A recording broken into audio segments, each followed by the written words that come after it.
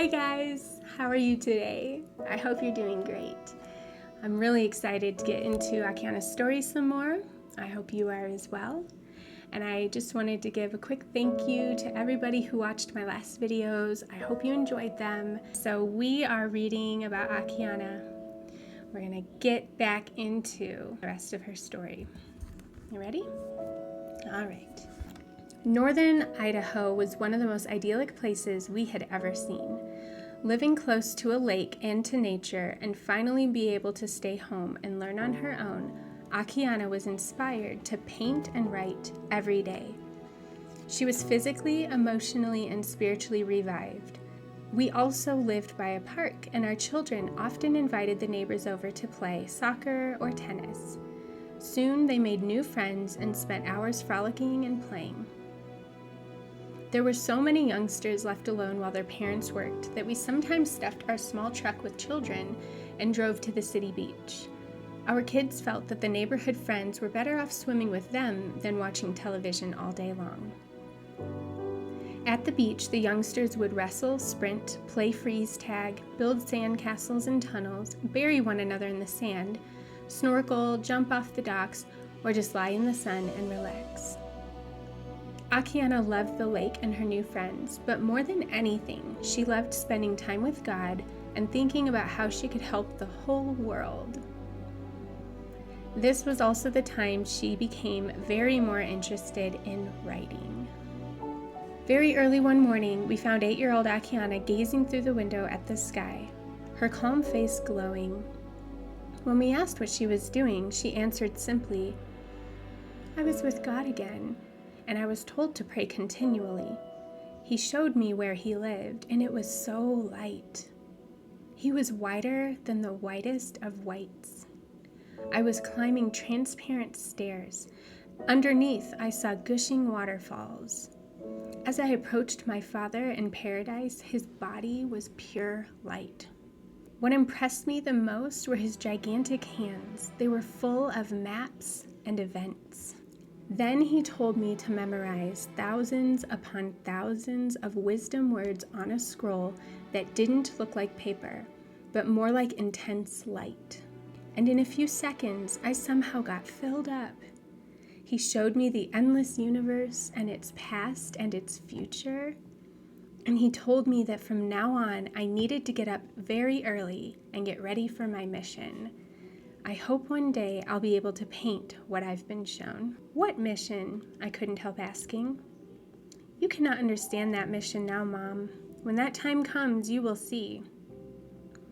She talked like this for quite some time, and as I listened, I was overwhelmed by the existence of the spiritual insights that were deeply impressing themselves on my own searching mind. The next day, Akiane wrote a very long poem. It's titled Conversation with God. I receive an envelope with the seal of your lips. As I am waiting for you, I get covered with dust. My heavy rope is full of holes, and now it's in a cast. But why are your gates always higher than us? As we used to talk to each other before, the depth for notions true friendship deepens. You would tear the tears from my salty fists. The leftovers in my house are just the seeds. If pulling takes longer than pushing, is it too steep to pull each other to weep? Should I hang on my neck the necklace of hooks to find someone else like me? Too many corners all over my house. You drop the sandpaper for my rest. When rubber with leather together are sewn, I need to land on your ageless nest. When questions question the questions, the docile answer kneels gently on dull knife. When I see you, Lord, my eyes do not blink, for if I blinked, I would lose my whole life. Can I still grow up in the same womb? Can I hide inside your whitest hair? You say the narrow mind passes the answers, and whoever screams cannot see or hear. I see your hands without the wrinkles, bones, or veins, just the maps, just events, just the worlds, just the time. I see the waterfalls full of songs under stairs by your feet. The poems whisper by the millions from your mouth in rhyme. My child, every sweat drop has reached the ditch for flower. Every bridge has held the storm for river. The battles are still won by losing, but the fools still wonder how to maim this liver. Above the time, love wraps infinity. Inside the time, love brings the man. Alone with pain, everyone gets humbled. Out of the hurricane, the rainbow reaches like a hand. Can someone turn away from me in search of truth? One lie could empty entire eternity. How many shadows will beat against your hearts when on the ground your tears get dirty? How many springs are in one season? How many eternities can you choose? In the draft, even music gets sick. The tables are sturdy because of screws. The mines are losing hearts. The empty wells deceive. The arrows do not show the way to my home. Your fingernails will scratch the scars again. The test will be hard. Hold love like a honeycomb. Soon you will become both my silence and my shout. You will live to listen. You will live to speak my way. Let me in, let me in. You have so much work. My old age will escort you if you obey. Spider webs on me, how long did I rest in prayer? Shoes with holes, I have not started walking yet. Inside the saddled journey of the night, now I can find white blossoms in the net. I like this phrase. It says, shoes with holes, I have not started walking yet. It's like she hasn't even physically gone anywhere yet. It seems she's gone miles and miles and miles in the spirit. I think that's pretty cool. After that week, there wasn't a single morning in which we missed a 15-minute walk to the lake to talk, meditate, and write poetry. The nature and panoramic views profoundly inspired Akiane as she watched eagles trying to separate the bird flocks, or ducklings sunning themselves on the rocks, or trains moving slowly in the distance. Most often, she would sit in my lap and admit she was completely empty and had not the slightest new thought in her mind. Then, after quiet prayer, she would sit still and wait. Maybe half an hour would pass before she squeezed my hand. I am ready. I see so much. And from my pocket, I would take a notepad and 3 pens, just in case one of them would freeze up or leak. Many blizzards, rainstorms, and blistering hot hours were experienced on the pristine shore. Although she was never inclined to discuss it, Akiane became more and more compelled to write, and I became more and more fascinated with the process. I started noting all of the subtleties involved in her dictation, from the changing in intonation of her voice to the variety of her facial expressions.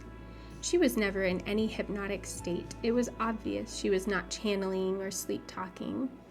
She was awake and alert, focused and mentally involved. Most of the time, her eyes stayed wide open as if she were watching a big fireworks display or examining something under a microscope. After she finished dictating a poem, she would kiss me on the cheek and we would return home, where she would make decisions about poem's presentation.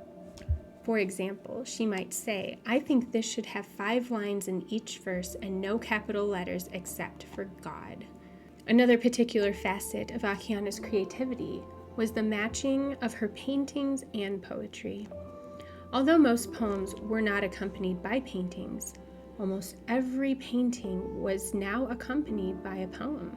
These poems would relate to precise visual or emotional elements of her paintings, but during the writing process, she rarely focused on any deliberate parallels. It was as though the conscious matching of a poem and painting occurred after both had been completed.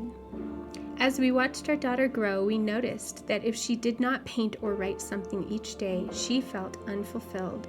These forms of creativity had become a vital outlet for her. While it was somewhat easier to comprehend Akiane's art, which she created for weeks and months at a time, we were never able to understand the source, the method, or the pattern of her writings. As soon as we were convinced that they arrived in a certain way, something would happen to show us we didn't have the whole picture. Her prophetic drama zigzagged through what she called the maze inside the puzzle. Yet as we watched her daily, she appeared to be a typical girl her age and rarely gave the impression of being a serious thinker. Often Marcus and I were both intrigued and disheartened by our daughter's complete indifference to public opinion. One day, I noticed that Akiane had referenced the fact that glass was made from sand in her poem, Chipped View. When I asked her how she knew this, she was surprised herself. Whatever popped into my head, I wrote down. You know that these thoughts just come to me. Well, how will you explain what you write to others? I could just imagine how difficult it would be for others to believe that these poems were actually her work. Don't worry. Why do you concern yourself with what other people think? You see, Mama, when you love, you can't describe it either. So here's the poem, Chipped View. If some are chosen to bow down to wear the yokes, some are chosen to live a spark. The scabs are puzzled everlastingly. Weaned honor is delivered in the midst of dark. Bowing to themselves, the crownless kings sit in their own bent thrones. As cattle live in castles full of lion claw prints, life becomes the play with ashes of the drones. Before the glass palaces, the sand. Before ruby swords, the fists. Before the chipped heaven, the chipped view. The nestlings in the marble nests. Along with her increasing love for writing poetry, Akiane went back to her painting with such drive and stamina that Marcus and I had to insist she take breaks from her artistic marathons. One more shadow. Wait, one more minute, she would say, totally engrossed in her own world of forms, colors, and stories. Most often, she didn't allow anyone to watch her paint. If we forgot to knock at her door and entered before she had time to turn the easel around, she would be extremely upset. Out, she would shout. Now you've spoiled my surprise. I can't work like this. Everyone is coming and going like weasels by the easels. Leave me alone, everyone, please. This is not the post office. Disinterested in anyone else's comments or criticism, Akiane worked with confidence, far beyond her years. She quickly progressed to larger and larger canvases, painting allegorical scenes, images of nature, and portraits. Meanwhile, she experimented with different media styles, from expressionistic color sketches to realistic oil paintings. But despite her dedication, she continued to bewilder us with her complete indifference to the work of other artists. She declined all offers to visit museums or galleries, as well as the chance to study in an art school. Perplexed, we nevertheless arranged for her to take a class from a local artist, but Akiane returned from her first session quivering with indignation. It was the dumbest lesson in my life. The teacher held on to my hand the whole time. That isn't teaching, that's cheating. I don't need teachers, I need students. She looked again at the watercolor landscape she had done in the class and tore it in two. The same week, over a dozen neighborhood children came for her art classes. One of the most uncanny events surrounding Akiane's art was her discovery of one particular model. Desperately wanting to paint portraits of Jesus, whom she had first seen in her dreams, she spent a lot of time searching for the right face. For over a year, she had been looking for the perfect representation of Jesus. She stood by supermarkets, shopping malls, parks, and on city streets, watching thousands of faces pass by, only to shake her head. One morning, she asked us to pray with her throughout the day about her Jesus model. I can't do this anymore, God. This is it. I can't find anyone by myself, 8.5-year-old Akiane tearfully prayed. I need you to send me the right model and give me the right idea. Maybe it's too much to ask, but could you send him right through our front door? Yes, right through our front door. The very next day, in the middle of the afternoon, the doorbell rang, and an acquaintance brought her friend, a carpenter, right through our front door. She introduced him to Akiane, thinking that the young artist would like his features. Standing almost 7 feet tall, the carpenter had strong hands and a warm smile. Tajis, this is he, Akiane blushed. Kajis, who is he? I asked her quietly in Lithuanian. This is the man who will model the Jesus painting. He resembles the image that keeps coming back to me in my visions. Maybe he is the reason God moved us to this town. We were stunned at the prompt response to our prayers. In our excitement, we all touched the man to make sure he was real and that we were not dreaming. He was in jeans, a white t-shirt, and a pair of old sneakers. His voice was deep and peaceful, and though he said only a few words, we learned that his life was quite extraordinary. Yet what struck us most was his demeanor, a balance of meekness and poise. After he left, Akiane couldn't find words to describe her thankfulness. She stayed in her bedroom for hours, sketching all possible angles for her future portrait. But a week later, the carpenter called her to apologize, stating he felt unworthy to represent his master and that he had to decline the honor. We were all disappointed, but Akiane refused to give up, praying even more fervently that day, the next day, and the next. Another week passed before the carpenter called us back. God wants me to do it, but I only have 3 days before I have to cut my hair and beard. Akiane couldn't have been happier. Soon afterward, she choreographed the poses, studied the carpenter's face, and took several pictures. She was anxious to begin her sketching and right away decided to start with the resurrection scene for the Prince of Peace painting. We were amazed by the quick pace at which she was working. She was so pleased about her progress that she even allowed us to videotape her. It took her only 40 hours to finish the portrait, but in that short period of time, she lost a total of 4 baby teeth, a tooth for each 10 hours of painting. At one point, desperately needing a thin brush to paint the eyelashes, she even cut a strand of her own hair and made a fine brush. Watching the portrait develop was almost like watching a microscopic embryo develop into a newborn. Physically, artistically, and logically, the process of her painting was incomprehensible, as though the almighty power was vibrating through her every vein. While the painting was drying on the white wall of the studio, every viewer was quick to notice that no matter where you stood, Jesus' eyes followed you. Although the portrait resembled the model, Akiane had altered his expression and features to mimic the resurrected Jesus she remembered from her dream. Many times we overheard Akiane share the meaning to others. The light side of his face represents heaven, and the dark side represents suffering on earth. His light eye in the dark shows that he's with us in all our troubles, and he is the light when we need him. Upon completion of this painting, Akiane immediately began sketching the profile for her next portrait of Jesus. The position of the hands in the composition turned out to be an enormous challenge for her. Our bedroom was adjacent to Akiane's studio, so very early in the morning we would hear bam, bam, bam into the wall.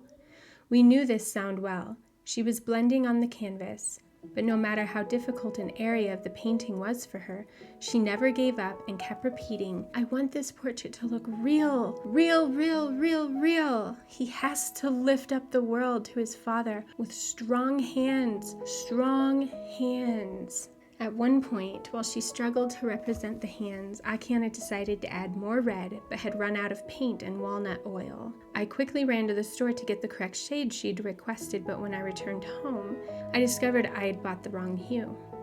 A frustrated Akiane sent me back to the store, but what I brought home was once again the wrong color. What made it so difficult was that Akiane didn't even know the names of most of her paints. To give me a guide for my next trip to the art store, she went to the kitchen, took a steak knife, nipped her thumb a bit, and squeezed out a droplet of blood onto my hand. "This is the exact color I need, and hurry before the color changes." When the body was almost finished, she spent the whole week experimenting with the background. After adding, removing, and again adding the beam of light from his eyes, she decided to remove it. We can't see that. It's only Jesus who sees that light. Let people imagine what's behind the black. So she mixed some blue with black and from her ladder, painted over the beam for the last time. Our family still couldn't afford a professional easel, so Akiane was working on the easel her dad had built from scrap wood.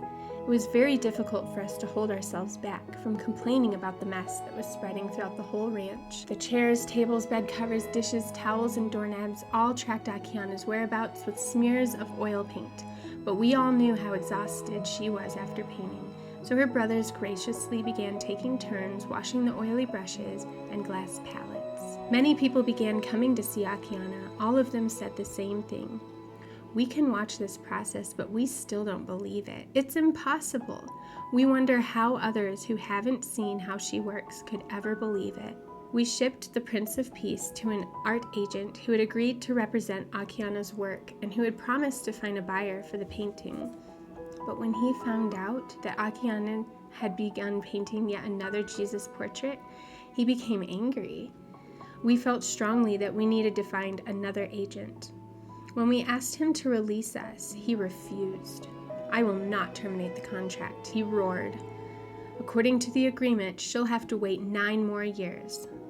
Unless you want to buy me out for $100,000. Then he threatened to keep the Prince of Peace as long as he cared to, asserting his authority as the manager. Unexpectedly, Jesus had become a hostage. After praying for the safe return of the painting, a chain reaction of the most unusual events led to the arrival of the semi-dried oil of Jesus on our front doorstep, exactly on the day of Akiane's birthday. The painting was delivered in a bent crate full of sawdust, so a tearful but relieved Akiane had to work hours with a vacuum cleaner and dry brush to clean it up. "My goodness, he looks like just after the crucifixion, full of sawdust. We are going to resurrect him." No, he is going to resurrect himself. "It took me 40 years to paint this painting and 70 hours to paint Father Forgive Them. The numbers mean something, but I can't remember what." Akiane squinted. Miraculously, she was able to lift all of the embedded sawdust from the surface, and soon she was able to celebrate her 9th birthday, not with candles, but with 2 Jesus paintings. Many months later, thousands of people were discussing the 2 portraits of Jesus. Among them were scientists from Russia who noted that Akiane's Prince of Peace had a remarkable resemblance to the mysterious image taken from the very Shroud of Turin. Puzzled scholars from India were fascinated by Akiane's depiction of a towel robe, for according to them, and unknown to Akiane, adult Jews wore similar robes during worship 2,000 years ago. In addition, hundreds of people from all over the world wrote to Akiane saying they were shown this exact portrait during their dreams. Soon we looked for a miracle to find a way to break away from the art agent. We had no resources, for Marcus had recently been injured at his job and was at home with us. Another child prodigy expert suddenly appeared in our lives, but he was mostly interested in the expressionistic paintings that Akiane sometimes created at one sitting between her more time-consuming works. Since Akiane did not want anyone to see these rapid color sketches she often called immature, she preferred to hide them in her closet or under her desk. Nevertheless, before long, the new agent agreed to represent Akiane and offered to help obtain an expensive legal separation from the previous manager. Rationalizing and pushing aside the red flags, we decided to try out the new agent. At this time, an unexpected thing happened. Our family had sent news about Akiane to the media, and in response, 9-year-old Akiane was invited to appear on the Oprah Winfrey Show in a segment called The Most Talented Kids in the World. On the day of the shoot, Akiane stepped out of a black limousine into the Chicago streets and into the studio, with her huge paintings arriving separately in 7-foot crates. The media staff placed a wireless microphone transmitter under Akiane's navy blue dress, and the makeup artist combed her straight hair.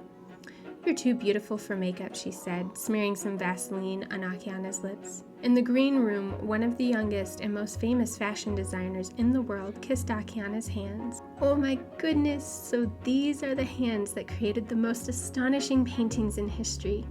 You are a true genius." I pulled Akiane aside.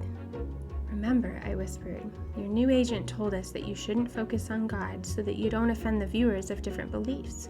Remember when I used to be very offended myself just by hearing the word God? Do you know who Oprah is?" "No, yes, no." Akiane was in a whirlwind. "You'll like her." And I stopped there. I didn't want Akiane to realize right then and there that this was one of the most popular and beloved television shows in the world, a show on which many professionals dream of appearing. I didn't want to start explaining how legendary this courageous woman was until the lights and cameras were off. Before we knew it, Akiane was climbing onto the stage in her new velvet dress. At the end of the interview, Oprah asked, "Where does your inspiration come from?"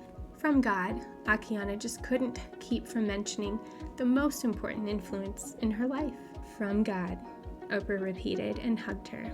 We flew home from Chicago, enlivened but exhausted, only to find that the ABC television crew would be coming over in a few days to videotape Akiane. Shortly after this, CNN's crew came and filmed Akiane for an entire day in preparation for the feature story of the Lou Dobbs show.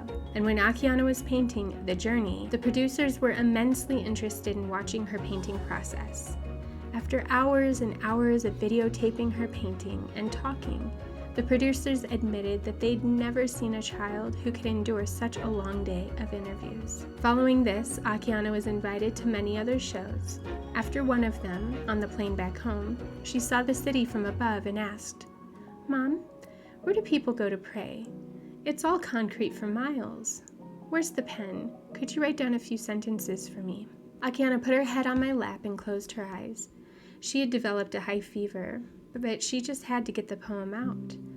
My head was spinning as well, but I pulled out a blunt pencil from my pocket. Akiane dictated in Lithuanian because she didn't want others around us to understand what she was saying. Within a few minutes, the stage was effortlessly dictated to me. Then she stopped and looked at me with her red and runny eyes. "Am I too young to be found? Put that down. That's the end." And Akiane fell fast asleep. So here it is, the stage. The howling eyes forecast the plainest heart, and I forget my chivalry monsoon. Crippled meaning of my brittle bravery shrinks cowardly with every balding noon. I creep under lost victory to hear bitter beats of drumming theft. Throughout my courage, traffic changes lanes, if I forget which role I left. The mass of the self never ends. Shall I put on the mask to complete the face? All of a sudden, on a stage of words, the meaning becomes a dress and lace. Lusterless gazes beat like weakened wings against the pillow curtains of a pulpit dump. The rhythm of the chaos lacerates aroma till it becomes a fragrance stump. The fresh cut could still be smelled, but the profile of the sound hides like a fraud. In front of lenses, the close-up of the rouge, the flatter still pretending to applaud. The drama map reveals how long I will spin on a blank canvas of the stage like dice. As I drill the brush into the sketch, I drizzle, and my dew veil covers the coconut eyes. I bolt my fingers into the lame horizon of the audience, where avitation changes like an illusionist's hand. I mime around until I smell the tangled hair, all pulled into the theater fan. Am I landing on a stepping pedestal of mystery, where truth with frosted hair dives blue face down? The wrinkles show up with each flicker of the candle. If I left them for God, am I too young to be found? Within a few short months, the second art manager stopped representing our daughter, and we were on our own again. As Marcus worked full-time at the hospital and I homeschooled, we continued to help Akiane with her art shows. Before her 10th birthday, Akiane embarked on another painting of Jesus, this time showing him as a very young man during his missing years. After a few weeks after she had started the painting, something about it began to upset her. The near-finished portrait was losing its charm, and Akiane was ready to gesso over the whole canvas and start over. Who knows why this is happening? Maybe I'm experiencing the hardship that a teenage Jesus had to go through.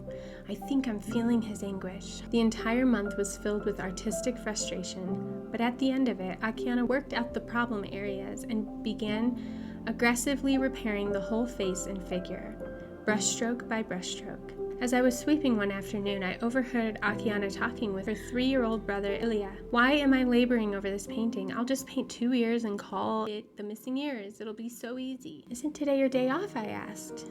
"Yes, today I play." "Well, are you playing right now?" "I am. Today I'll play on the canvas. Didn't Jesus make exceptions on Sabbath when he healed people? I am painting him after all, and maybe this painting will even heal someone." She wiped the excess paint from her brush, not on a paper towel, but right on the canvas itself, leaving streaks of different colors by the figure. Then she quickly ran outside and brought a few children to her studio to ask their opinion about Jesus' age. And everyone agreed he looked many years older if you stood at a distance from the painting. But Akiane corrected them. He is timeless, and because of that, you can catch a glimpse of him as a teenager and an adult all at once. With one big mirror at the end of her studio and a smaller one in her right hand, she was meticulously checking the slightest inaccuracies. I have to blend the sides of the lower lips with the skin a little more, she explained, scratching her paint-splattered forehead, and then it should look more natural.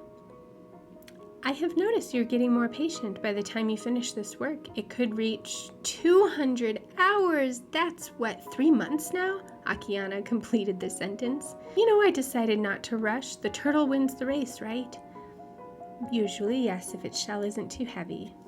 This isn't abstract art, Mom. This is realism. It takes time. Later that day, when I was kissing Akiane goodnight, I began asking her about the planet on her canvas. Oh, that's the new Earth. I just felt I had to include it. I don't remember where, when, or how, but the Earth will change. All I know is that everything will be different. There will be no fear, no hatred, and no hunger or pain. Only love. Ah. Why is it all green? I see no blue oceans. I don't know, maybe only rivers and lakes will be there. Why do you ask me as if I know? I paint what I can remember from my visions. Is your Jesus looking at the galaxies? Akiane closed her eyes. No, that is behind him. Then what is he looking at? I'll tell you tomorrow. I gently pulled open one eyelid to get her attention. What is he looking at? Mom, you have no imagination. You aren't asleep yet. Go ahead, tell me. I'm sleeping. No, you're not. Tomorrow, please. You have no patience, Mama. He's talking with his Father in heaven. Haven't you seen his footsteps from the earth to where he is talking with his Father about the future of our world? I think Jesus will come back in full power very soon. In the back of him, you can see the whole birth process of our new universe. Why is the new earth behind some clouds? Because it's hidden for now. And then she pulled her blanket off her bed and with the down pillow held between her teeth, tiptoed to our bedroom to lie down. That's very cool. Wonderful. I'm really glad I got to read some of it. Really amazing stuff. We got to cover how it came about for her to paint the Prince of Peace. And then before 10 years old, just all the things she's gone through. Still very fascinating. So I hope you're still enjoying. And I will close this one out. See you next time. Have a great week.